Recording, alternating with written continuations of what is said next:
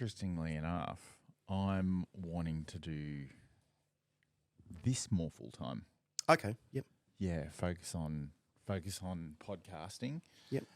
Here we are in another episode of Unbuttoned, and we've got Cameron Brown. Yeah.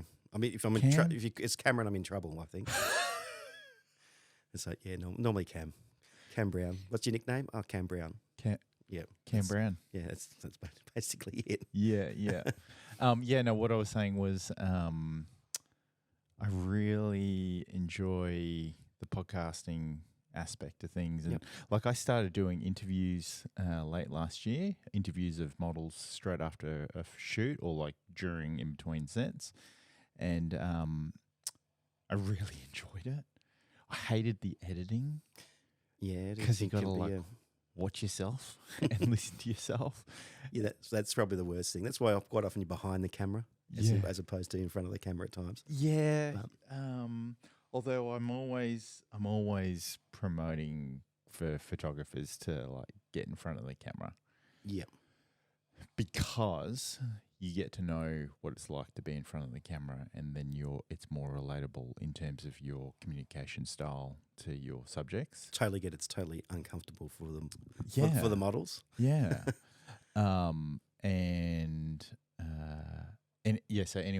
So I was doing the interviews, hated the editing side because I was like super critical of myself. I'm like, why are you wearing a yellow t-shirt? Never wear a yellow t-shirt ever again. And I'm like, what are you doing with your hands? What is going on with your hair? Like, like all of that. Yeah. And so and I'm not afraid to just like post it. Yeah. Like regardless of what it looks like or what I think of it. I think that's a big thing to overcome sometimes, like especially photos at times. Like the band photography stuff I do, sometimes you go, I want this really sharp picture and it's really good. But sometimes you got to remember it's not just about what the picture looks like.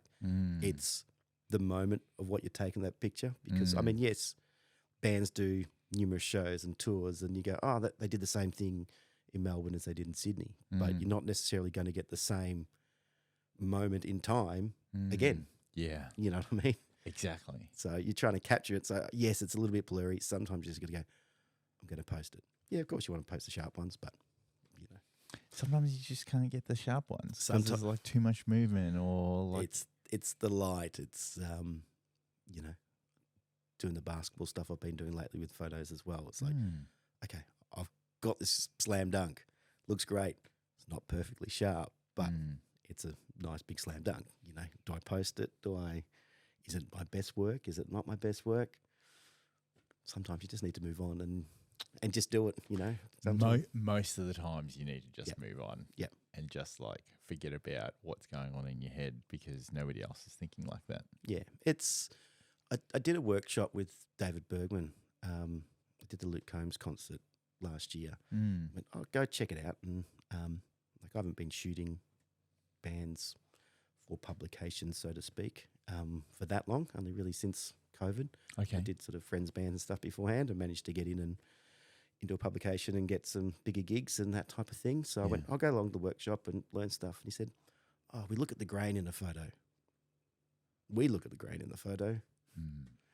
People look at the photo, don't go, sorry, it's a bit grainy. I don't like it. But if you got that moment, you want to capture that moment and remember that moment that you've got and don't have to be super critical. You've got the shot. It may not be that picture perfect resolution, but yes, try your best to. Yeah. So I guess it's a bit like your podcasting. It's all don't like the editing. Just let's get into it and clean it up. I'm okay with the editing now because I've listened to myself that many times and it's like whatever, because you've lived in your body your whole life. Yep. You've listened to yourself your whole life, and you've listened to yourself not only through your inner ear, your outer ear, but also through the vibration through your skull. And so when you listen to a recording, you're only listening to it with your outer ear. None of those. It's like here. It's like, I've got the headphones on. Do I sound like that? Okay, yeah. Cool. I've got my man cold voice from last week on now. So I was like, yeah, cool. This is how I normally sound every day. Yeah. Yeah. Yeah. Yeah. So like training your brain to get over that, like is just an experience thing. Like you have to like get the reps in and just do it.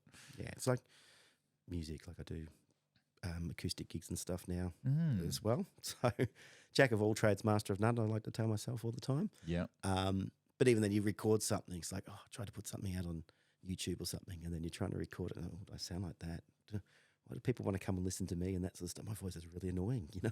Yeah, it's like, people come and listen. So how did you get into photography? I've always liked it, but I started playing old man footy, so it starts to give away my age, which is super rules, and that was... What is old man footy? Over 35s. Right. Yeah, so that was 10-ish years ago. How are the knees? I don't play anymore. Oh, okay. I don't play anymore. Yeah. I was never that great at football. I just, want to give it a go. My brother played, so I went, I'll give that a go. But I started going in between games, and because there was 3 or 4 games on the day, I'd start taking photos of the team and post them up, because some people just like to see photos of themselves, and like guys that have been playing footy, they like photos of themselves. It's, even the basketball guys have been taking photos. I've got any more photos? People like to see photos of themselves at times. So I did that, and I just basically started expanding from there. That sort of became sort of regular, and learnt to use a camera a bit better.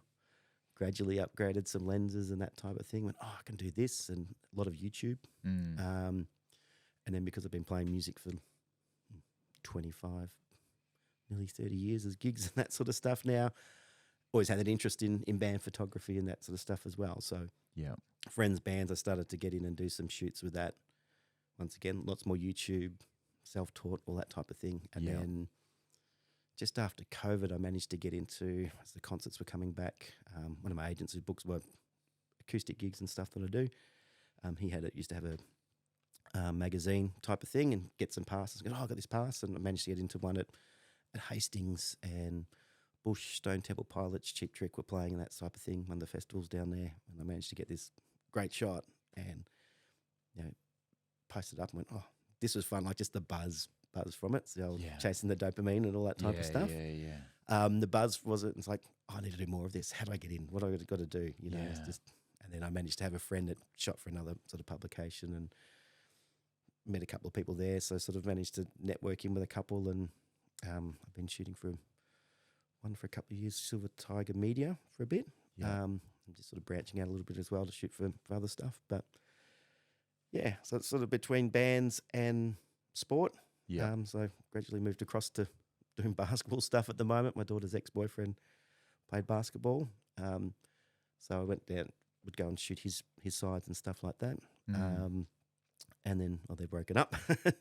And he doesn't know that team, and I've sort of stayed on and managed to sort of keep shooting for them as well. So that's cool. Yeah. I think it's interesting how you mentioned about chasing the dopamine, like chasing the thing that brought you enjoyment and purpose. I'm always doing that, and like it's like my wife's recently been diagnosed with ADHD, and so you hear a lot more about the dopamine and all that type of thing going on as well. I went, do I have it? Do I don't have it? And like a lot of the symptoms you got, I go, I've got a bit of that, I don't have a bit of this, but I still always had that dopamine chase. I need to be doing stuff. I'm either doing all or nothing. Like, I'm so like that. Yeah. I'm like 0 or 1,000. And if I don't do anything, then I get really frustrated and depressed type of thing. It's getting out there and doing, like friends go, how do you go and do this? How do you keep busy? Like I work full time, and then you're like, you're out doing a gig, and then you're taking photos, then you got to edit photos, and then you're doing something else. It's like, if I'm going, it's good. You go, you get it done. If I stop and then there's nothing on, it's like, I'll just sit on the couch now. I've got that editing to finish. I'll just see what's on TV, or doom scroll, that type of thing. It's just, I lose that motivation quick. But if I'm getting the hits of dopamine, as you say, it's like, okay, cool. I think there's, I had a guest on, a mate of mine, Tion, and he was explaining he does so many different things because he actually gets motivated with switching. Yep. Like I guess if you stick to one thing and if you stick to it to a long time, like depending on the type of person you are, like you get bored, Yep. so you switch. Yep. And it's that switching that gives him the motivation. And it's not that he's a master of none, like he's good at everything that he does, but he just, Yeah, you switch between. And I mean, that's why I guess I like shooting bands, and then I like doing the sports stuff. I like that action stuff. I don't have to think about modelling poses. I've tried to do a few at home. I'd like to do more, but that's the whole practice makes perfect. Yeah. Need more time to get that done. Yeah. And I find the editing of, say, the modelling shoots could take me a lot longer than doing band photos or basketball photos and that sort of stuff, just to get it. That's what you want. Picture perfect type of thing, that right sort of thing. But I'll find time eventually. I'll get into that. Eventually I'm sort of going to ease back from, well, I've already eased back a bit more from gigs, and probably that will drop off eventually. Yeah. I like playing music. I just get a bit over the entitled people you play to a lot of the time these days. So. I've done a couple of events, and like not much scares me, but like sometimes I'm like, oh, I don't really know. Like, am I throwing myself into something that like I shouldn't really be doing? And yeah, I guess it's kind of a little bit like you with your like modeling poses and like doing modeling stuff. Like it just, because I don't have the experience in the event. A lot of self-doubt comes into your mind sometimes. Like it's people go, oh, you can go do this photos and take photos of this. And it's like, yeah, could, but I don't know what I'm doing there. Or, or it's that extra pressure or something. It's like event photographer. Like if someone said, oh, go take photos of a nightclub, of people's like, no, they'll just shoot me to tears. Yeah. That's, people go, no, that's not what I get a buzz out. Some people do. Some people like that. Some people go, oh, that's just work. If I got the choice to pick what I'm doing, because that's my time, and a lot of it's not paid work and that type of thing. So I want to pick what I want to do. But like someone said, come to a wedding. It's like, oh, no, I just... Yeah. People keep suggesting that I do weddings. Look, I know there's lots of money in weddings if you want to get out there and become a photographer and as a full-time career. But then I go, well, that just takes the enjoyment out of it. Like I've seen what the bridezillas are like, or you've only got that one chance to get that special moment sort of thing. Yeah. And yes, it's a bit like bands and sport, but they have a lot more other different special moments of different times. And, they're going to do the same show tomorrow or the next night. So there's repeatability. Exactly. Like you're able to capture. You can, if you know what's going on, like, okay, I know what this show is going to be.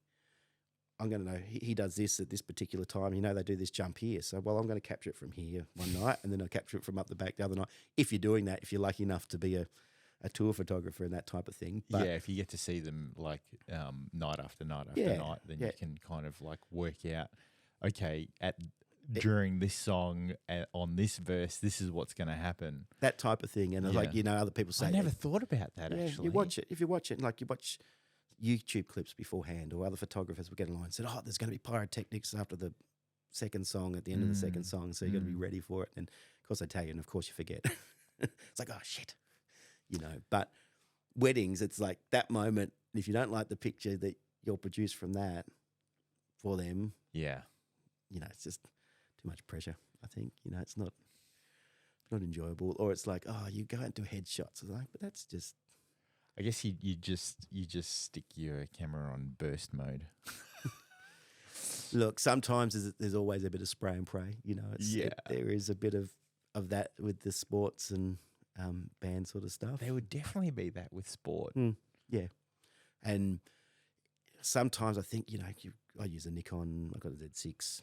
Oh, yeah, that was going to be the controversial question. Yeah, not this stuff I saw floating around here. I'm on the Nikons and the mirrorless. But at least it's mirrorless. It is mirrorless. Yeah. Look, I've started with the DSLR D40, and then I went to a D7200, and then I went to the Z6. It's like, once you're locked in, and I like the Nikon ergonomics. Probably that sold me a lot. Plus, when you brought it back in the day, so you start buying some lenses, like, oh, can't really afford to Well, change. I think once you invest in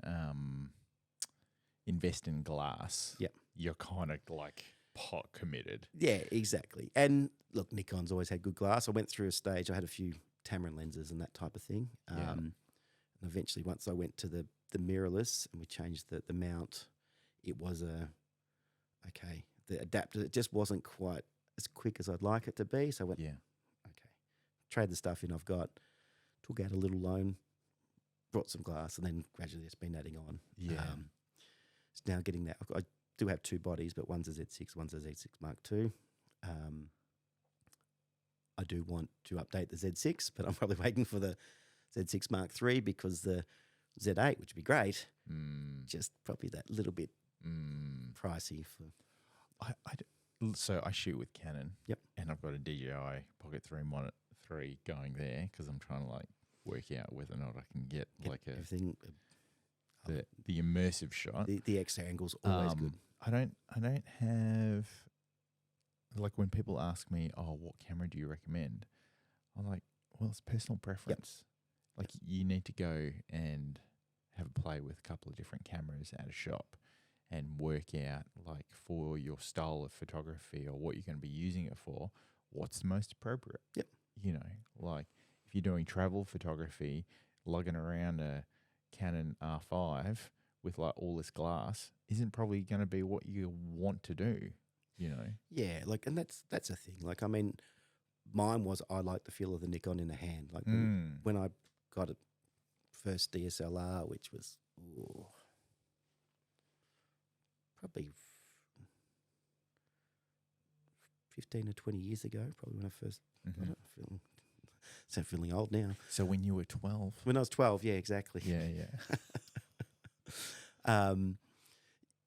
I got that, and it was the feel of it. Like, I picked up the Canon, and I just felt like, oh, my hand's slipping off the bot. Like, the Canon I felt was made for smaller hands, like, Gotcha. to excuse the terminology, lady hands, you know. Yeah.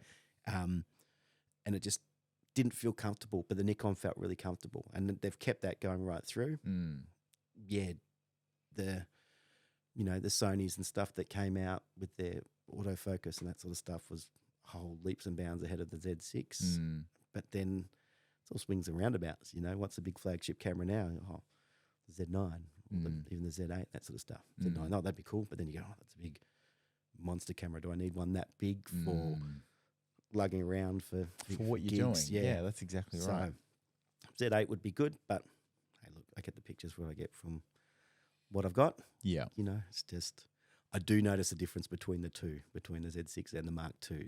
The Z6 just not quite as, autofocus isn't quite as good, just a little bit slower and that sort of stuff. I mean, what's your shutter count on the Z6? I haven't looked. I'd be scared to look. The R5, that camera there, I've had that for 3 years. Well and truly over 500,000 shots. Yeah, there'd be a few in. I did a band and support band on Friday night. I think I ended up, and I was lucky because it wasn't just I knew the manager and the artist and so forth, so it wasn't the first 3 songs and you're out, but probably took about 1,700 shots between the 2 bands, which you then got to go through and cull it down and just trying photo mechanic to see if I can make my culling a little bit quicker, but I'm not quite sold yet, but we'll see. Oh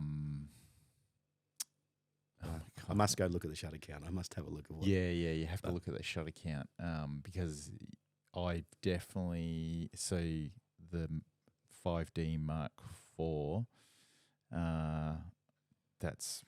I've had that for like 8 years. Yep. So I'm anticipating that's like. But the Z6 would be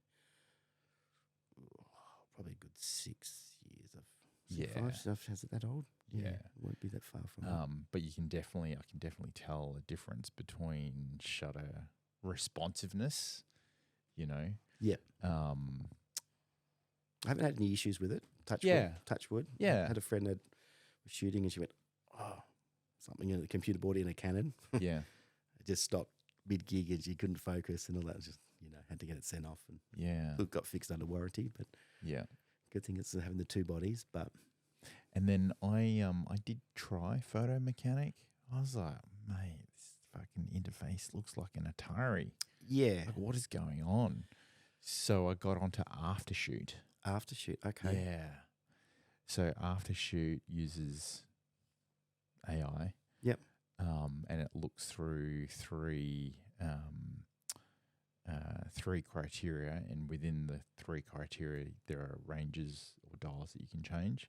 So it's like blurry photos, eyes closed, Okay. duplicates. Duplicates. Ooh. Can have a lot of duplicates with what I do at times. Yeah, but like ever so, like you can fine tune it so that a duplicate is not registered, even with like the slightest movement. So it works out that it's not a duplicate. But if there are heaps of duplicates, or you increase the range, then it'll go, yep, these are all duplicates, and then what it does is it'll flag in the metadata file the stars in Lightroom and the colors. Okay. Yeah. So is that one of those subscription-based models, or is it? Yeah, it is. Yeah. Like Photo Mechanic was like, it's like $200 a year for. Yeah. Yeah, it's like, ooh. But Lightroom does what I needed to do. It just can be a little bit slow once you've got a stack load of photos and you're trying to go through and quickly sort it. I found Photo Mechanics quicker. Yeah. I just got to master it a bit more of the best process of how to use it. A mate of mine was telling me about Adobe Bridge. Mm-hmm. And Adobe Bridge is it's a lot faster with reviewing. Yep. Like the interface. So that kind of lag that you get in Lightroom, doesn't exist. Yep. But I was always like, I don't really get Adobe Bridge. I looked at it once or twice and I went, no, move on to this. I like to keep things relatively simple. It's like Lightroom's my main editing stuff. Mm-hmm. I've tried Capture One a little bit for the tethering sort of thing, which is cool, but then it's a whole totally different editing ball game. Yeah.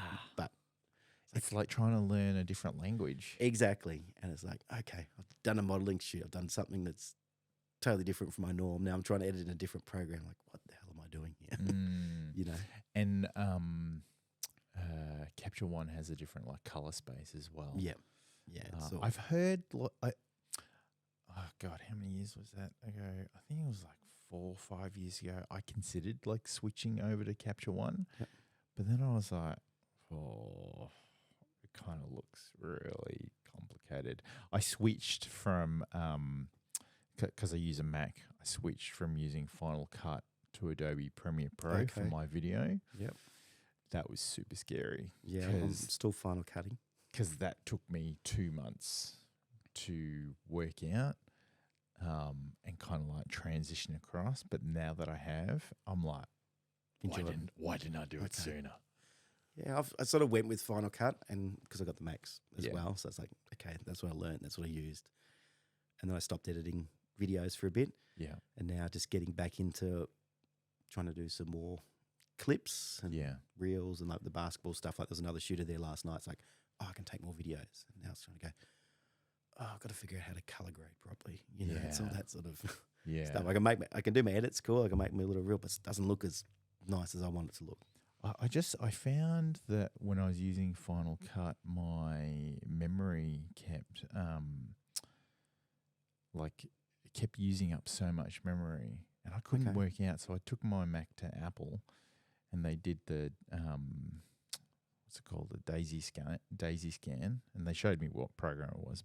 So I've got it, so I can see where all the memory's going. And they were always like, "Yeah, it's this Final Cut file." And you go into it, and it's like, huh, what? Because I think what's happening is when you import files, it's actually duplicating the imported file into a master Final Cut file, and that Final Cut file was massive. Even though I would delete or create new projects or whatever and stuff like that. And so when I made the switch to Premiere Pro, it doesn't do any of that. Okay. Yeah. Might be worth looking into. Yeah. try and master what I'm doing. If I can get this color grading stuff done and I can figure out what I'm doing, then I might think about another program. So when I was thinking about switching to Capture One, I was like, oh no, like it's just, and then you have to like convert like all of your libraries over and then work out the color space and what you like and what you don't like. And then because I think Hasselblad's predominantly use Capture One as their like main. Would do. Yeah. But that's like a whole nother level of like camera. Yeah. Look, I don't even bother really looking too much at other cameras, to be perfectly honest. It's like, I know what I've got. I know the glass I've got exactly. And it's like, I'm not switching anytime soon. I don't need to go and look. I'm not going to buy something else for a little bit of fun. It's, always pick expensive hobbies. It's music. Music's expensive, man. Yeah. So what instrument do you play? I sing and play acoustic guitar these days. Used to be a bass player back in the day in the band stuff. And then just mainly sort of acoustic solo and duo gigs now, just the old cover stuff. Sort of pay some of the bills or gives you the extra pocket money these days. So. Yeah. Pre-COVID, I tried to learn how to play guitar and I was like, no. Look, you just got to sit down and set your mind to it. It's practice. Yeah. I try to tell my daughters, and practice. Don't do what I do and not practice, but practice makes perfect. The older one's good at practicing. The younger one, not so much. A friend of mine was trying to, I think he was trying to just distract me from this breakup that I was going through. It's like, like we can play guitar together and get you in playing guitar. Singing all the sad songs, were we? Oh. Yeah. I can't remember actually. Probably. Yeah. Yeah. So, music photography is what you've been doing for a while. How did you work out that that's what you wanted to do? Good question. I like music. Mm-hmm. I like photography. Mm. Yeah, I think it's the best of both worlds in a way, sort of thing. You get to go see gigs. I've been lucky to shoot bands that I grew up with listening to and playing their songs back in bands and that sort of stuff, which has been good. But yeah, I think it's just putting it to like I like the action stuff. I like the music and sport. It's both action. You know what I mean? You don't have to think about what pose you're going to be. They do the poses for you. You just you to think about capturing the moment. Capturing the moment. Like, I mean, yes, you've got to get your camera settings right. And that can change from day to day, song to song. Do you have like a standard camera setting that you would always go to first and then adjust? Yes, relatively. It's sort of been playing around a little bit more with it lately. So often would set the ISO. Wouldn't go higher than 6400, but often we'll set it there and then adjust the light with your shutter. Type of thing. So this is for for band stuff, yeah, because you're indoors and it's dark and okay. Originally went auto ISO, then some of the workshops and stuff I did went use your shutter speed. I went, oh cool, yeah, that makes sense. Yeah. I do adjust it a little bit more now. Now sort of got a bit quicker and just depending on what sort of look you've got. Okay, cool. I try and drop it a bit more if I can. Yeah. Shutter speed anywhere between for band stuff. Often start about 400 or 500 if I can. Yeah. And then try not to go below 250. Yeah. If you can push it a bit more, you can push it a bit more. You got to be careful with the banding from the LED lights at times and stuff. So sometimes you go, oh, that's cool, color's nice, but I've got this banding coming across. So you need to find that little patch with it. It's all these little things that you kind of pick up. And different venues, and you know which venue's going to do it because you know where they've got the cheap lights in there or the just different manufactured lights that they've got. And it's just at times where they use a lot more smoke and you go, okay, I'm going to get a little bit here, so I need to drop a couple of these things just to even it out a bit. Go, cool, I might not get as sharp as I want, but then I don't get this banding and it's a more usable And the picture. smoke is cool for effect. Smoke's good at times. It's like anything. It's in moderation, as they say. There's one venue I won't mention. It's like they've got an on switch and an off switch. There's nothing in between, and it's like they turn it on and it just stays on all night. It's like, wow, this is not good. And then there's all this backlight, like depending on the band. Yeah. There's this stack of backlight that comes through, and just like, why am I here? You know. So that's interesting. Okay, so ISO at 6400. Yeah, look, between that's I wouldn't go above that. Yeah. If you're shooting bigger venues, like if you get to a Margaret Court or a John Cain or something like that, we've got that really nice bright light. You can often bump that down quite a bit. Yeah. Just depends on how much you want to go with your shutter speed up or down. Yeah. But it's all, I like colours within my setup, like within my pictures. Sort of a bit of the editorial. Like I know a lot of people might go and remove a mic stand or something. I don't do a lot of that extra stuff. I'm just trying to get the picture as is, but I like it, make it bright and vibrant. That's, you know, a few black and whites. Yeah. Sometimes you go, oh, that's cool. I like that. Save a picture. A friend said to me, he's going like, oh, black and white all the time. That's just cheating. No. Well, yes and no. Like it's an easy way to. It's a preference. It's a preference. That's probably the way to do it. Like it's not. Some people make really great black and white photos, and I go, how do you do that? Yeah. You look at that, and some do dark photos with that bit of colour. It's like, how do you do that? It's like, well, Peter Colson. Yeah. He posted, I think, his first colour photo. he posted a colour one. Okay, Yeah. all right, cool. And then he blamed it on Beck, his assistant. Yeah. He's like, she made me do it. She made me do it. Yeah. But he just shoots in black and white. Yeah. He does a phenomenal job. He shoots with a Hasselblad. Sorry, he's sponsored by Hasselblad, but you know, Yeah, it's one of those things. It's that preference, and it's like, what are you trying to get out of it? What picture do you like? Like Yeah. I like the colours. I like yeah, that vibrant sort of look to it. I like, because if you go to a gig, for example, and you see the lights flashing around, what do you see? You see all this colour going through.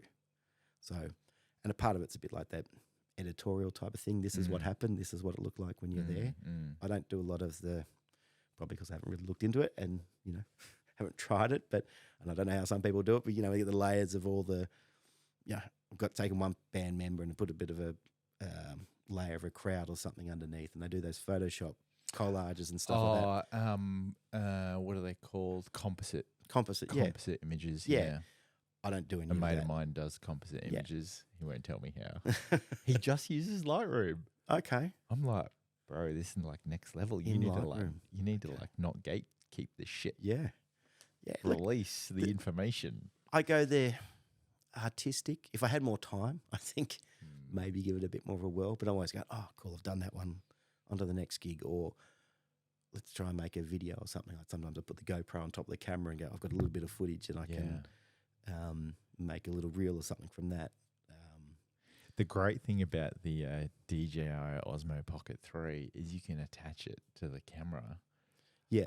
On a little hot shoe, and because it's got a gimbal, like if you're moving around, it's always stable. Yeah. Yeah. Yeah. I just use the GoPro 9 or 10 and on a hot shoe. I mean, obviously you're picking up cameras, so you don't always get it, and like you're trying to edit it. So if you're shooting 4K, cool, I can play around a bit with it. So it just depends on the band releases and stuff that you signed. Like if you sign something, I don't normally do video. Yeah, okay. If you haven't signed anything, it's like, cool, I can put something up maybe. But yeah. Do you in Lightroom, do you use presets? Have you got your own presets? Yeah, there's a few that I use, my go-to ones. I won't say I've created them. Yeah. I've obtained them through different years and my different types of looks that I've got. And they're not, probably got about 10 go-to-ish ones that I sort of tend to get what I want from it or get that base from it. And, yeah. You know, one's a vivid one, so with the colour. Bring out the colour, There's a couple of different varieties of black and white, sometimes just to mix it up. Monochrome versus neon. Yeah, what's it? Versus camera monochrome. Oh, look, I think it's relatively simple, like a high contrast or a boost or something like that. Yeah. I don't go too overboard with that stuff. And then there's some boudoir. Like I think I got a preset bundle of boudoir presets, and I found one, number 3 and number 10. Yeah, that you They, like. they just get you those Yeah. different looks. I don't use them a lot, but just to mix it up, sort of occasionally I go, oh, let's try a little bit of 1 or 2 different edits within the group. But I normally sort of tend to stick to the same thing.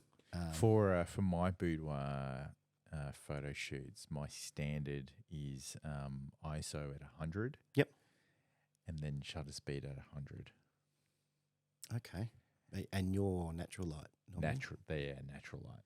Yeah. And then if I want it to be darker, then I'll up the shutter speed. Yep. And then I probably won't go any higher than like 300, 350 ISO. Yep. Yeah. Yeah. Yeah, look, it's nice when you can get it low. Yeah. Band venues and gyms aren't normally the best lighting.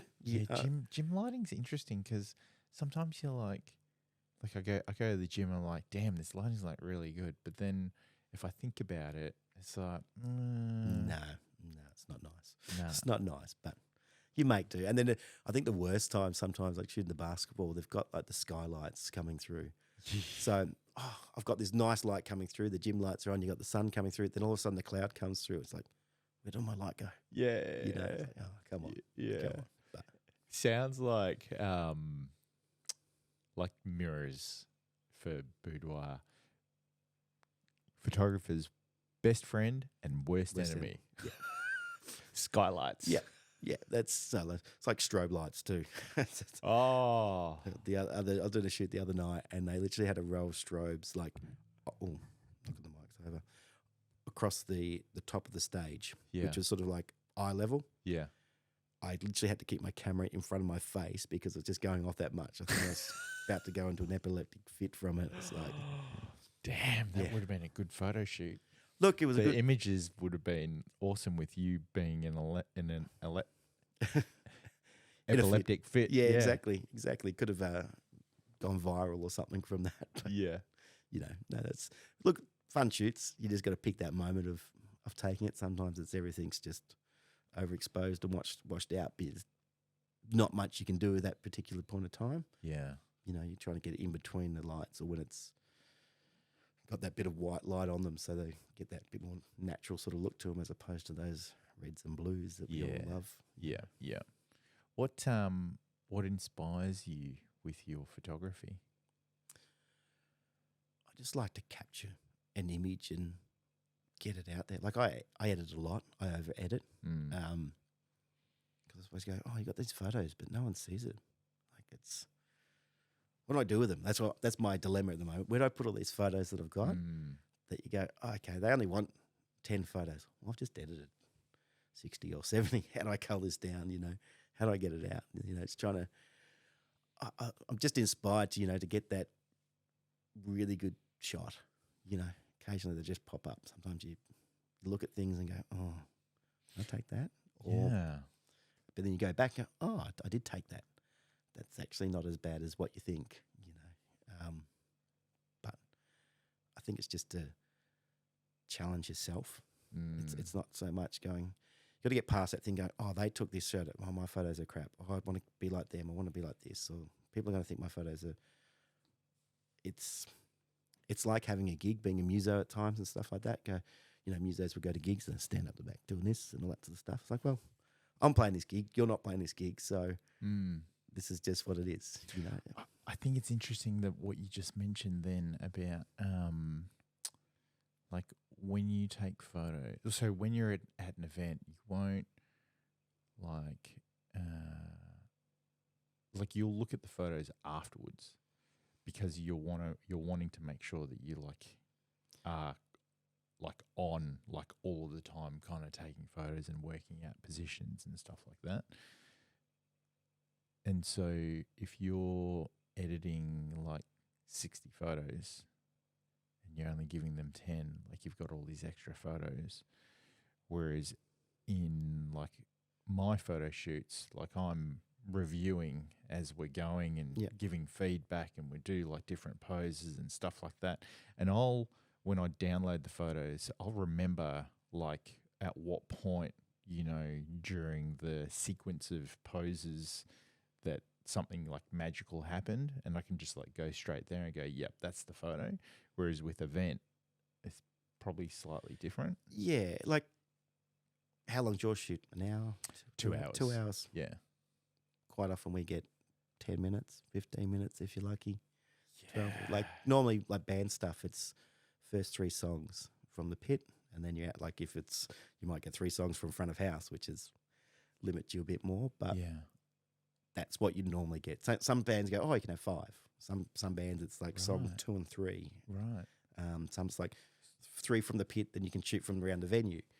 But the standard is 3 from the pit. So you've got those 3 songs, which depending on the band, 3 minutes a song, 4 minutes, you might get 10 to 15 minutes to capture it. Hang on, so you're taking how many photos in that time period? So I got to shoot the bands for the other night. Oh, but right. you could easily end up with probably averages 300 to 400 per band. Per band, yeah, okay. If it's really good lights and a big venue and then lots of stuff, as I said, you can have a lot of spray and pray at times. A lot of those bursts just to get that right frame that you've got. So it's not unusual to come home with 3 bands and you've got 1,200 photos or 1,000 photos. Yeah. Probably average about 300. Yeah.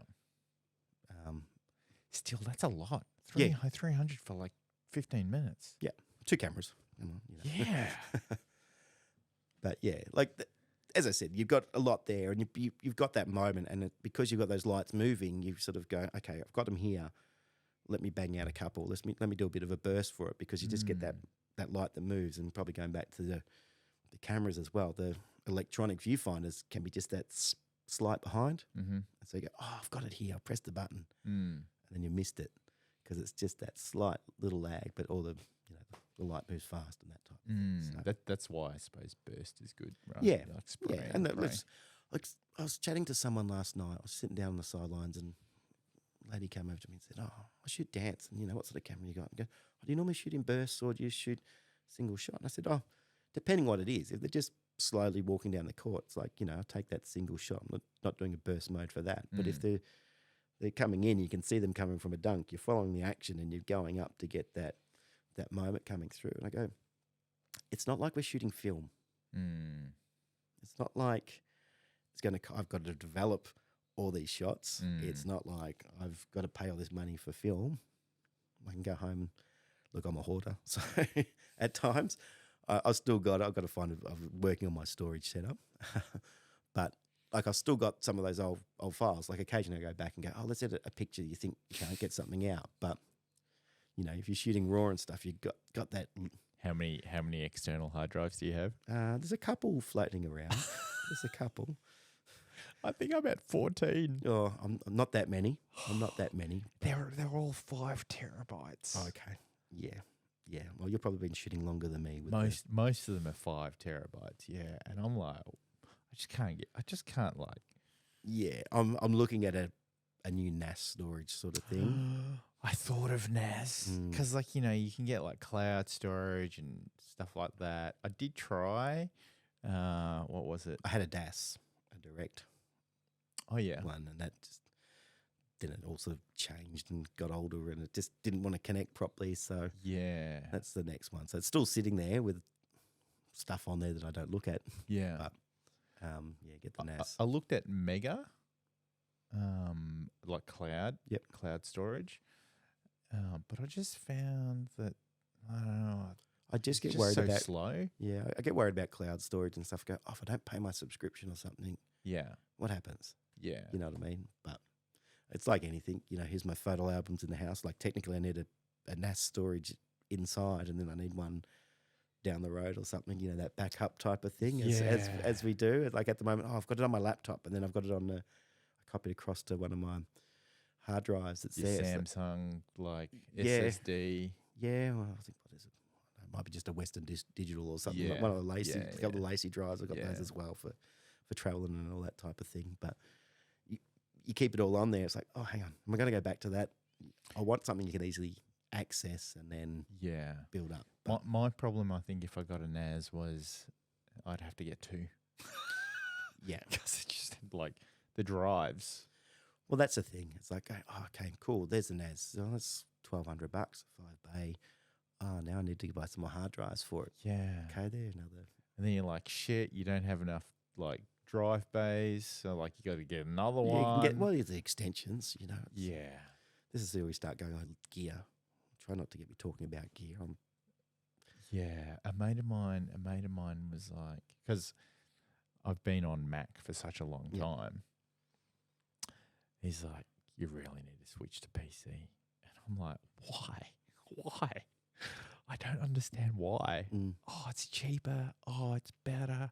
Da, da, da. And then I'm like, can you emulate?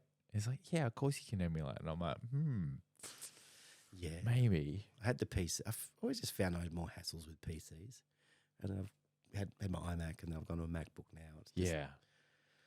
I had my Samsung phone for a bit. Now I've gone back to an iPhone. Like, it's just, that's easy. It does what I want to do. Shit, you went to the dark side with the Samsung. I did for a while. Which one did you have?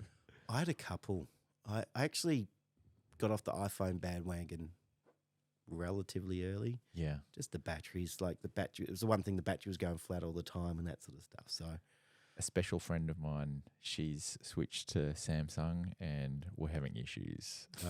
yeah, a friend at work, she's gone to Samsung, goes, oh, this is good and all this sort of stuff, you know. Like, they're much to muchness. I don't do anything too fancy. Another mate said, oh, you got to go to Samsung because you can do this, this, this, and this. It's like, I don't need to do this, this, and this. I just want these apps that work best for me and what I do. And I'm just trying to get into it now, which is good. I'm using Lightroom on my phone. And the Snapbridge, the Nikon. So, like, I'm literally editing during the basketball at times to get a shot up for their quarter time scores and stuff like that. Right. So far, so good.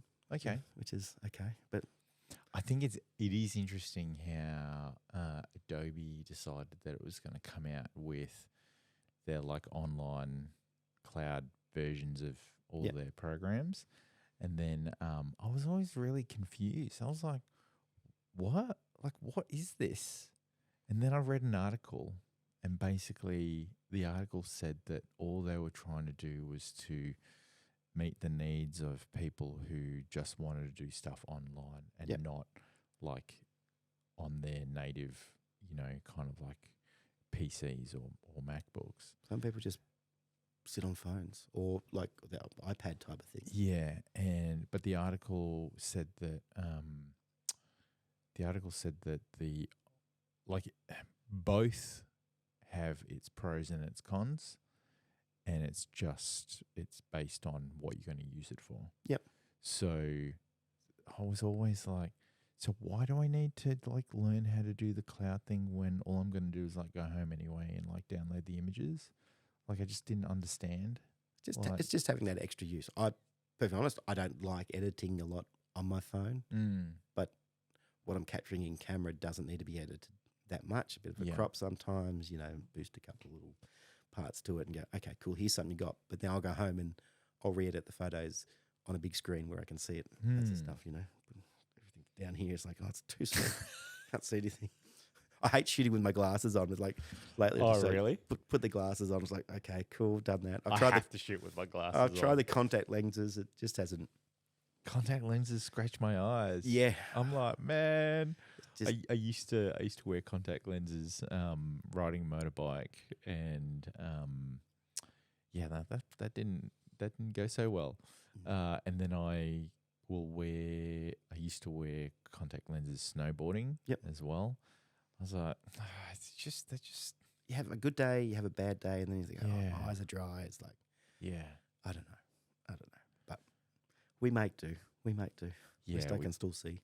It's the main thing. 100%. So what have you got plans for, like, the next part of the year, 2024? Good question. Small basketball. We're in the middle of basketball season. So we do a bit of that. Just waiting on the band gigs that pop up. Yeah. So there's a bit of a process. You normally get allocated and then they've got to apply for passes, and you got to wait to see if you get it. Sometimes you get it, sometimes you don't, and that's just the luck of the draw. Sometimes it's like they don't think we do anything else with our life apart from sit around waiting for media, which sometimes that's what we're doing because we really want to shoot the concert or something. Well, is that whole entitlement piece? Like you're waiting around because like you're having to deal with people that think that they're entitled to. No, like look. I mean, I get it. It's the PR and all that sort of stuff busy, and sometimes, and they get a lot of requests coming through and that type of thing. So, that's the automatic cat feeder. Someone's having a good feed. We'll just see the cats go past any time now. Like it's just sometimes you're waiting. Like sometimes you don't find out if you got the pass or not to that the day of. Had some of those, and sometimes you just don't hear. So it's unfortunate, but that's what you get. If it's your choice to do it or not. Like a friend said to me one time, it's like if you want to do a gig for a certain price, that's your choice to do the gig. You don't have to do the gig. Yeah, it's like you don't have to try and get the pass to shoot the show. So. I think that's an interesting point in like understanding your value. Yep. And how much you're going to charge, and then making the decision on whether or not you're going to do it or not. Yeah. Like I think sometimes that's a bit hard. And look, the band stuff, majority, unless you've had a band approach you directly, if you're shooting through the publication stuff, it's a love job. You know what I mean? It's you're lucky if you might get a ticket to stay and watch the rest of the show. You might be sometimes if there's some shows you're escorted in and you're escorted out. Like you do your 3 songs and. Had one the other week. You didn't go just out to the foyer. You got escorted outside the venue, and then they came, got you, and bring you back in. Just varies on the show. Why? Because they're just so anal about. Just different art. Like sometimes it's different artists. Sometimes it's a venue. Sometimes it's OH&S. Sometimes it's, there might be a trust level. Like some people go they don't want you taking photos of their dodgy venue. No, not so much the venue. Like I mean. It's just that's the way it used to be done all the time. Some publications now go, okay, cool. You've been in there, people there with iPhones. And a lot of it too is not getting in the way of other people. You've got to remember people are paid to go and see these gigs. Yeah. So, we're lucky we get to go down the front. If you got a pit there, Friday night there wasn't a pit there. So I'm very wary of going, I don't want to go stand in someone, the camera the whole time while you're trying to watch a gig that you paid for to see. So sometimes it's a bit of that. Sometimes it's just they don't want necessarily all the production to get out at different times. It's a little bit like weddings. People going to the weddings to see the bride and groom, and then there's a freaking photographer down the aisle taking photos, blocking the view. Yes. But that's about the wedding party, isn't it? And they want those photos. Yeah. I went to one wedding. This was like years ago. I was blown away at the production of the coordination of the photographers and the videographers. I think they had like 3. They had 2 photographers. They had 1 photographer, 2 videographers, and then they had 3 people doing the edit. Okay. Live. Okay. Were they streaming the wedding or something? No, they weren't streaming the wedding. They were editing. A bit like a live broadcast, live recording of the wedding.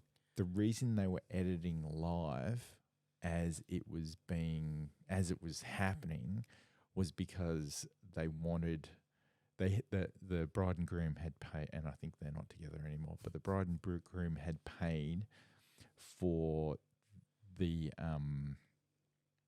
wedding video pre-reception to play at the reception as they're walking in. Okay. That is next level. That's a fair effort. I'm sort of going, haven't we just been to this? Yeah. It's like my wife goes, let's watch this movie again. We watched it like last week or something. I think because they obviously, they were like filthy rich and Because in you can. love. Yeah, because you can. Because you can. And they wanted to show people as they were sitting down at the reception what their day was like, and then,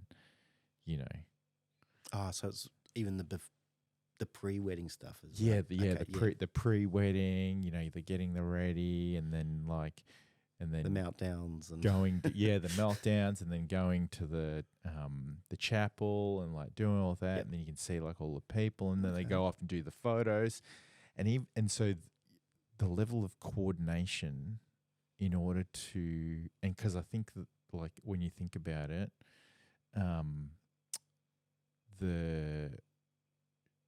the last time period that they had to do any type of editing was when the bride and groom were leaving the photos, traveling to the reception. Yep. That's the last bit of edit time that they had. Look, if you can, why not? You know, like if that's what you can do. I mean, that's a bit too much pressure at times and stuff. There's so much pressure. That's why I stayed away from weddings. I had it last night. We had basketball and they had, we need to get a photo of the medalists and stuff coming through like literally straight after the game. So that's when I was using the phone going, okay, I've got something here and send it off and that type of thing. So which is handy, going back to the old iPhone and that type of cloud sort of stuff and popped in the Google Drive. But yes, it's one of those things you go, I'm used to just shooting, go home and think about the editing I'm going to do. Like even last night going, do I take photos or do I take videos? Yeah. I can't do both. You know, like it's like, that's my dilemma. But it's like, okay, another shooter there. I'll take a few photos. I'll take some more videos. I'll work on that. That's my problem. I've got to try and stick to one thing at a time. Yeah. It's a bit. It's hard. Yeah. I mean, you can't have both cameras up going, I'll take a photo in one and video in the other. Well, that's where the GoPro comes in handy on times. Like, here's a bit of a video, but look, you got to keep yourself interested and challenging. So that's probably what's next, a bit more challenging, a bit more videography stuff as well. But yeah, bands, basketball. Occasionally I try and get to the footy if I can, like the VFL games, and just to mix it up a little bit, do something a little bit different. Try a few more modelling shoots when I can and get time and figure out what I'm doing. Video is definitely where it's at. So I know a lot of photographers won't do video because they're too scared. Yeah. And I'm like, you got to start somewhere. It's like too scared to take photos at times, or put out the photos that you've taken. And sometimes you just got to. And like the whole editing side of things scares them because they think, because they're having to learn a new skill or a new technique.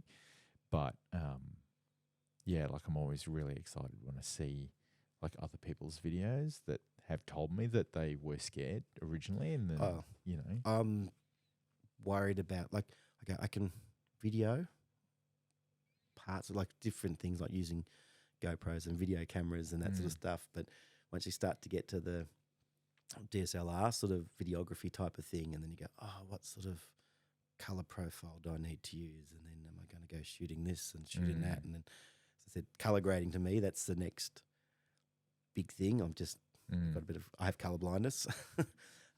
Just good old standard red and green, or what it's called. But so I wonder, is this going to look what I'm looking at, what other people see at times? But just getting it, how to do it. Like it's back to YouTube. That's what I spent the last week doing. YouTube. YouTube's great. There's a lot of if you can find the right stuff and the right things that you like, and and someone that engages you. Cool, that's the trick to it. Like if you can get on there and you got someone that engages you about what they're talking about, not just going, I use this one and here's my picture of my bird. And, it's like, okay, cool. I mean, if you're into nature photography, that's all good. Yeah, that's good. But it's just some of the presentations, and as you say, when you look back, and do you think people watch back what they've actually done before they put it up there, or some people just don't care? And that's the whole thing. You got to find that right balance. Put it out there. Let's just do it. Okay, cool. You got to find. I think you have to find the right balance on what you're comfortable with. Yeah, but then try to at least be a little bit uncomfortable and like do something like a little bit more. Well, that's the thing, and that's all. This might make you uncomfortable, but like this today, I was like, told my wife, got asked if I want to be on a podcast. Why do you want me on a podcast for? I'm a bit boring, you know. What's this? It's okay. Should I do it? Oh, she goes, just do it. Like she's just do it. Yeah. Okay, cool. I'm doing it. I'm here. Okay, I've made it. You're not boring, Cam. It fascinates me, the event photography side of things, and like. But that's me. Like I don't think I'm that interesting. Yeah. You know what I mean? Yeah. Like it's my boss at work goes, oh, take a compliment. Oh, okay, thanks. you know what I mean? Like that's just me. You come across as a very humble individual, though. Yeah, well, thanks. I'll take that compliment. You know, it's. I like to talk, but I don't often like to talk just about myself. My wife will come over. I did this, and this, and she tells me, "Oh, can we just get to the end of the story?"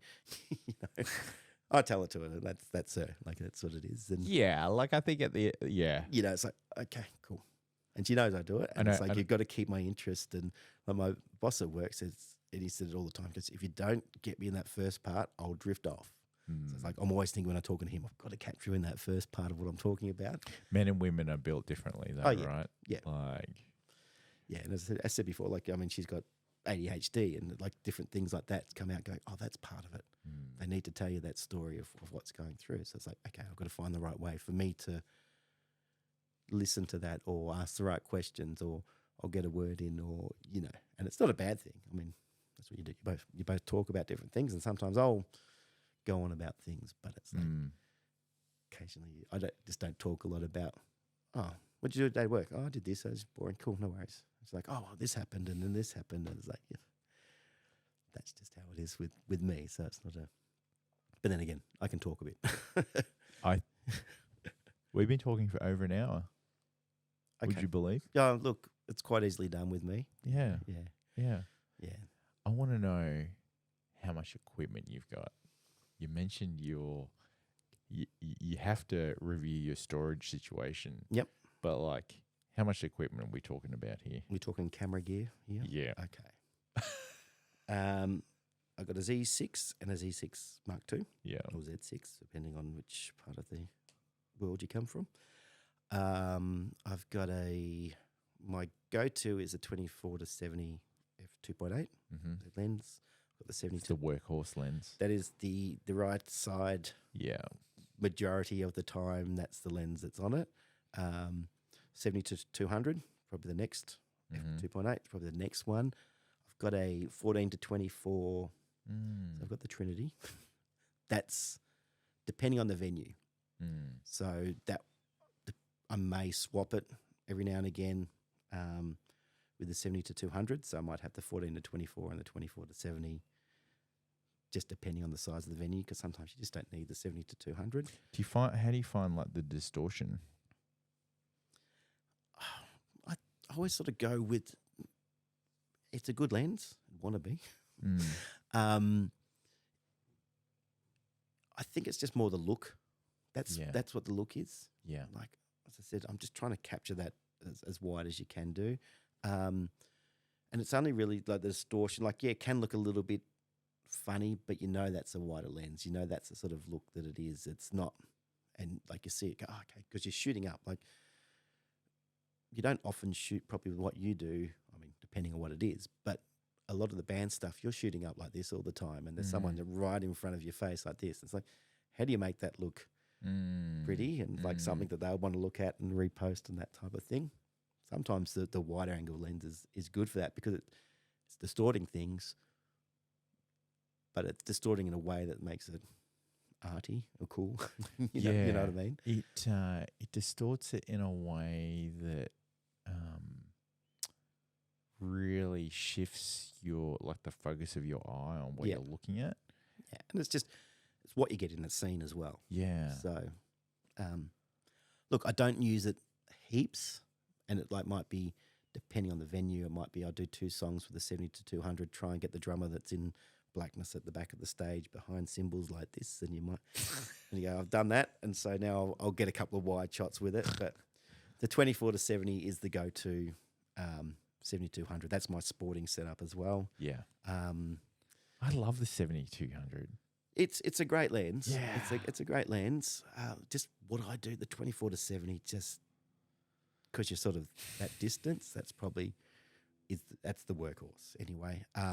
But then if I do some modelling, I've got a 50 and an 85 f1.8. And then I've got a 100 to 400, 4.5 to 5.6, which that sounds like that's a nature lens. Well, yeah, that's a front of house. That's a front of house lens. So I was lucky enough to do the Blink 182 in pink in February. So that was the lens. used for that. So, and then I've got a teleconverter, a 1.4, which that's an emergency.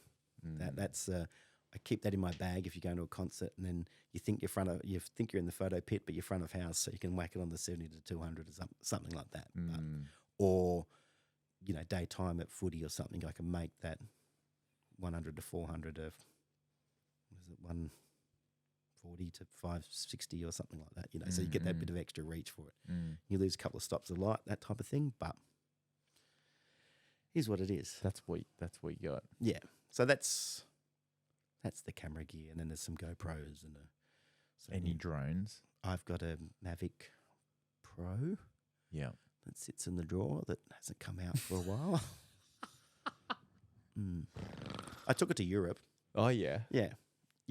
We went to Europe for 4 weeks. It came How'd you out. go with the restrictions though? It literally came out once, and and that was when we were at Normandy, and I don't think it was meant to come out. But, but I think I found a gap somewhere. So yeah, I got it. I got excited. I used it a bit. Did some little homemade videos and stuff like that, and then it just the restrictions, finding somewhere to fly it, and using it for what it like.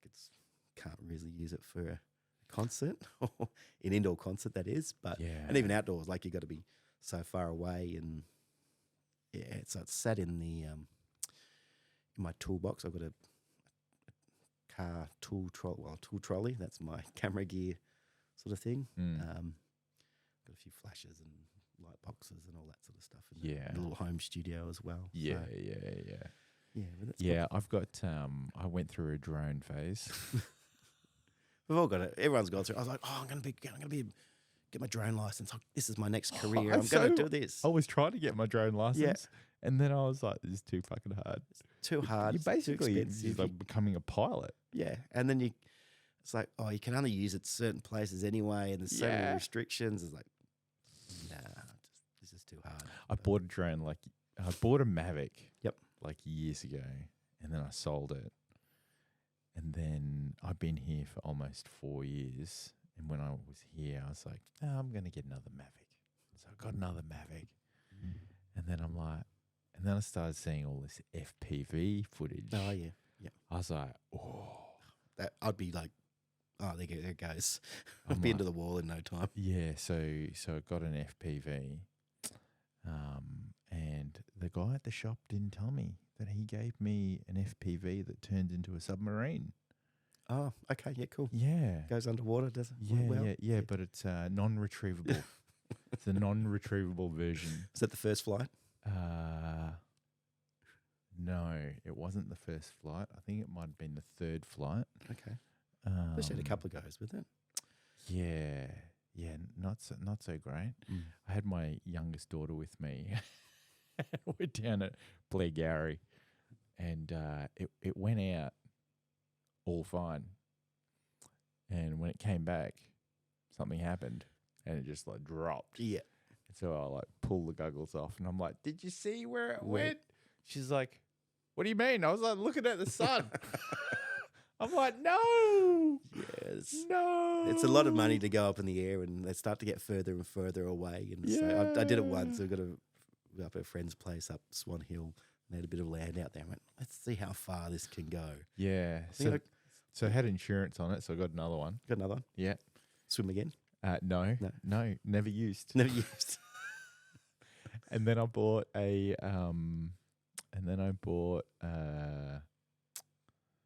Speedy V, which is one of those mini FPVs. Oh, okay. Yep. Yeah, to fly around indoors and stuff. It's so hard to get up. Look, I don't want to worry about your problems, but the drone. Yeah, and then I bought a DJI Mini 3. Yep. You know, and that's like great because it's like Well, they just sort of got smaller and smaller to get around that. the Side. 250 gram restriction. Yeah. And look, the cameras have got better and better and that sort of stuff. It's like, oh, I think I might pull it out every now and again and have a go. I don't think I need to do too much with it at the moment, but I think I want a 35 mil just for a bit more video stuff. Yeah. And then it's just the upgrade one of the bodies. So probably to, as I said before, is E6 III. Yeah, and Nikon bought I think I'm going to get this wrong. Is it red? Yes. They bought red. Yeah, red. Yeah, I'm pretty sure it's red. Yeah. That was like last year, and then this year, Canon finally opened up its ability for third-party lenses. Oh, okay. Yeah. So Sigma and Tamron are making RF lenses. Well, I know they took a while for them to come out with the Z mounts and that sort of stuff with the Nikons, and they've started to come out as well. And look, great lenses. A lot of them are really good lenses. Like, I mean, for your bang for buck, like I said before, I had the Tamron, probably the 24-70 and the 70-200 as well. Couldn't fault them. It was just more when I went across to change that mount, and I didn't want to use the adapter and all that sort of stuff as well. But I couldn't fault them with what they did for the money. Yeah. You know? Yeah, exactly. It's like hobbies. It's like, I got to buy some more music gear. It's like, I'm not doing as much gigs. I don't need it. I need to buy camera gear. You can never have too much gear because you may use it. Oh, yeah, I know. That's like when you're packing to go somewhere to do a shoot or something. It's like, okay, here's my bag. I'll take that lens I've never used at a shoot before because you may use it. Might need it. I'm going overseas. Cool. I'll take my drone or take the GoPro. Oh, I might use the video camera as well. I'm going to carry this all at once. I'm learning to minimize. Yeah. I in was it February or March? I think it might have been March. I went to the Gold Coast a couple of times, and it's the first time I actually put my camera gear, my actual camera, in check-in luggage. Oh, I haven't done that. Check-in luggage, and my back felt great. Oh yeah. But my anxiety was next level because I just was like, imagine if, my little baby got damaged. What would I do? Yeah, we went to... But it survived. Yeah. Look, if you have the right gear... like Pelican boxes. anything like that, it's like guitars go in there. Yes, some things get broken somewhere along the way. But often we might drop cameras at home when we're holding it ourselves and things get broken. Yeah. It's that old chestnut. It's But yeah, we went to America last year, so I had my backpack. It's like, do I want this lens? Oh, I might need the bigger lens. And when you're saying the bigger lens, it's another 2 kilos of worth of lens that you sort of... That shit gets heavy. Yeah. I've got to find a good travel one. But when you shoot at like f2.8 all the time, when you're used to it, it's like, I'm going to need that extra bit of aperture. Probably not, but yeah, we'll find a way to minimalize it. My biggest issue with when I'm touring is my batteries. Yeah. Because I'm like 4 batteries for the camera. Depending on my lighting situation, I need like batteries for my strobe lights. And then if I want to do like artistic stuff, like I bring my LED lights and they take batteries. And you got to carry all those batteries on board. Yeah. Yeah. And then I think like last year, they started to really crack down on 2 carry-on bags.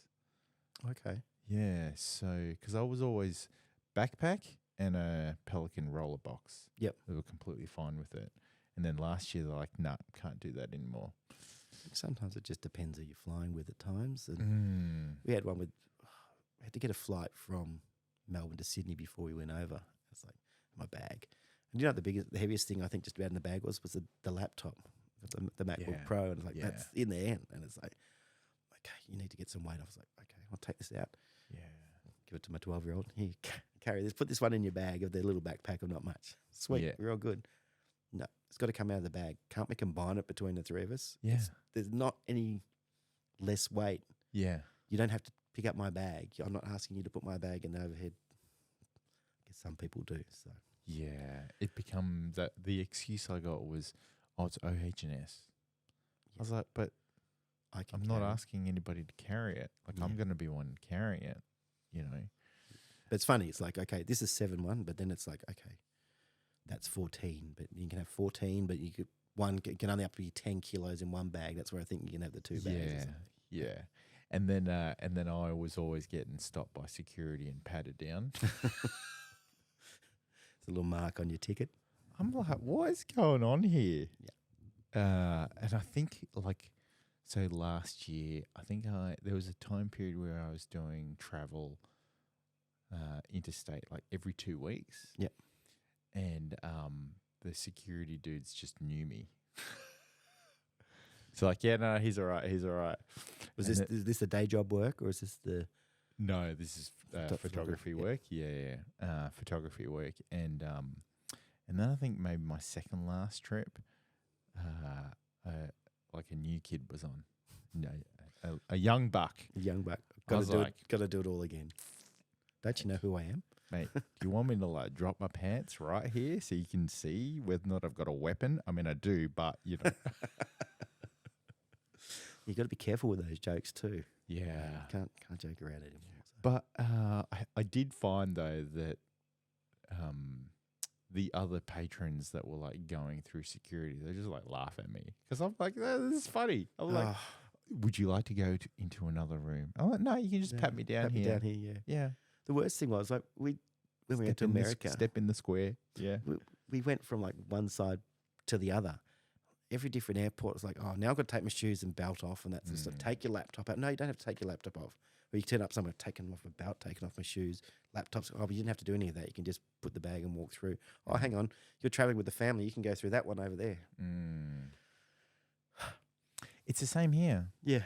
Here in Australia, we've got like some airports have the full body scanners. Yep. And regardless, you've got to go through a full body scanner. And then depending on what time of day, I found coming home early in Brisbane, like, no, you don't need to take your laptop out. Just keep your laptop in your bag. You know, I was like, okay.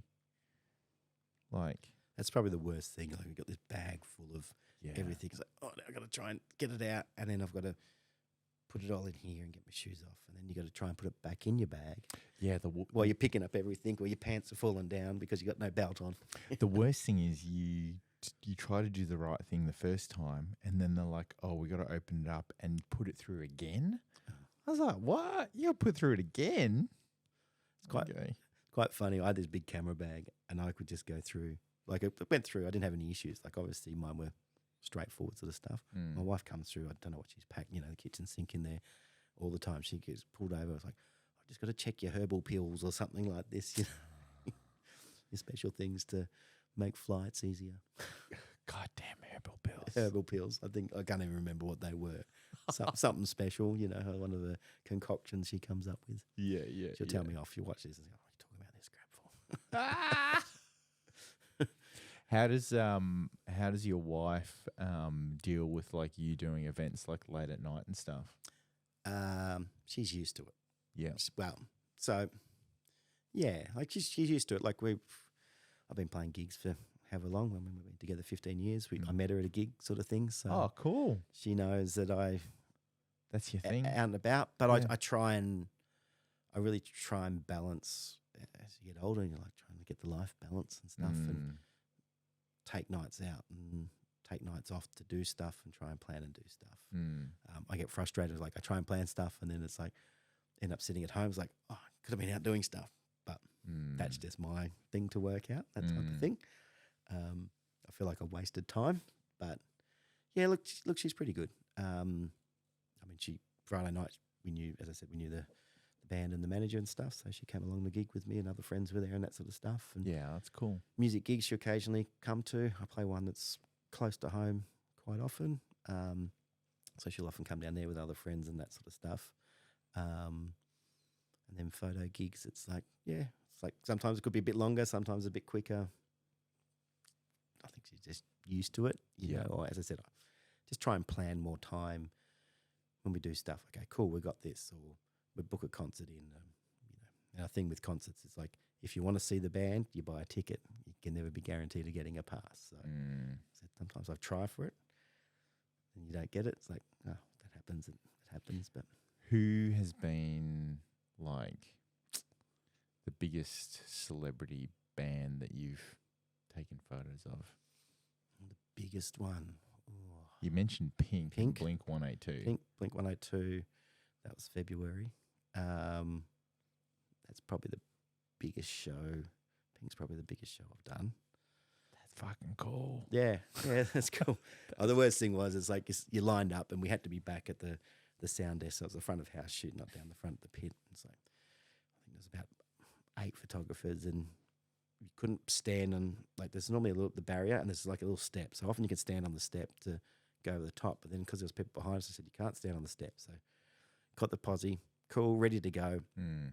Cameras up, music starts. And then all of a sudden, about three dads in front picked up their kids and put them on shoulders right in front of you. Like, oh. And so you're scrambling around to find another spot to get an angle coming through because you've literally got 3 songs to do it, you know. So that's the joys, you know. But it's like next level stress. It's a stress. It's a bit of a, as I said, dopamine hit. You know, it's like, okay, cool. What are we going to do? Let's make the best of it. Let's see what we can do with it. Yeah, you know? just run with it. Yeah. So that's probably the biggest one. But yeah, there's Pink, Blink 182, to the Darkness. The Darkness would have been good. Darkness was great. Like, very energetic band. Like, just out and about, jumping around. No kids on shoulders there. No kids on shoulders. That was down the front, you know.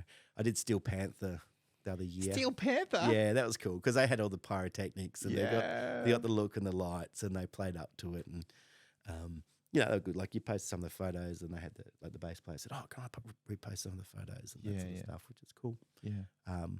It's nice. You go, oh, the band's seen it, you know, and they credit you and they tag you. That's always good. There's nothing worse than the band going, oh, take the photo, put it up, and they don't say where it's come from. Like, it's, you know, it's, you got to give credit where credit's due. Yeah, and a lot of them are really good. Some aren't as good, you know, but you try and teach them. It's like, you know, that's what it is. Yeah, exactly. But yeah, there's been a few, but it's just even seeing some up and coming bands and that sort of stuff, and you, when you got the bigger acts, and then I'm getting to the stage now, and you're getting, oh, that band supported this band here, and you go, oh, I can see them again, they're supporting again, and that sort of thing. You go, okay, that's what we're talking about before. You go, you know what, you start to see what certain bands do, and a lot of photographers that have been doing it for a while, they see, oh, I've been shooting them for years, and that type of stuff. But it's good. Like, I did live in Incubus the other week when they were out, so we went Saturday night down at Mornington. So I got to watch them because they're old favourite from back in the day, and then Sunday I managed to go and get to shoot them. So yeah, that's cool. Things like that's cool. That's awesome. Just a bit of range of those bands, especially those big 90s, 2000 bands when I was, you know, in kinder and stuff that I used to listen to. In kinder, yeah. Well, thanks so much for coming along. Well, thanks for having me. Yeah, it's been great to just kind of like meet you and chat about all the things you've been doing. So hopefully get you back like later on in the year, and we'll see how your year how it all went. goes. Yeah, cool. Yeah. Cool. Easy done. How can people find you? Instagram.com Cam Brown Visuals. Cam Brown Visuals. Yeah, and I'm on Facebook as well, but Instagram's the normal, the post it there and it flows across to Facebook. Yeah, fantastic. Are you on TikTok? No. That's because you don't have a lot of video content. I feel like TikTok, I've got to make video content of myself doing stuff. You don't. Okay. You can just do like videos of like your like photography stuff. Okay. Yeah. That's next. I've got to get a website too. Oh, yeah. You know, it's that all takes time. But baby steps. Baby steps. Total baby steps. Yeah. I'll get there eventually. Actually, hang on. We need to take a selfie. Take a selfie. Oh. It's like take a photo of ourselves. Yeah. 3, 2, 1. Let's suck it in. Amazing. Awesome. Well, again, thanks for coming along. Thanks for having me. Thanks everyone for listening in. Make sure you hit subscribe and that notification bell to get notified. But Ding, ding. catch you guys all in the next one. See ya.